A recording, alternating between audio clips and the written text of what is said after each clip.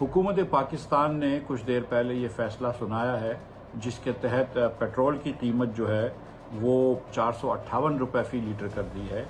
और डीज़ल की कीमत बढ़ाकर 520 रुपये फ़ी लीटर कर दी गई है। ये फ़ैसला वज़ीर आज़म साहब ने जो किया होगा गालिबन वो इसके बावजूद कि पिछले 2-3 हफ्तों में वो 2 मरतबा टेलीविज़न पे आके तकरीर फरमा के गए हैं और उन्होंने कहा था कि ये जो बोझ कीमतों का बोझ जो है जो कि ईरान की जंग की वजह से बढ़ रहा है उसका बोझ हुकूमत उठाएगी ना कि आवाम को देगी। लेकिन बहरहाल आज इन्होंने जो है बोझ जो है वो आवाम पे डाला। एक सवाल लोग ये कहते हैं कि अगर हुकूमत का दावा ये है कि पेट्रोल ईरान से आ रहा है, ये मसनूआत ईरान से आ रही हैं और ईरान हमें दोस्ती में दे रहा है चीज़ें आसानी से, तो फिर ये कीमत क्यों बढ़ाई?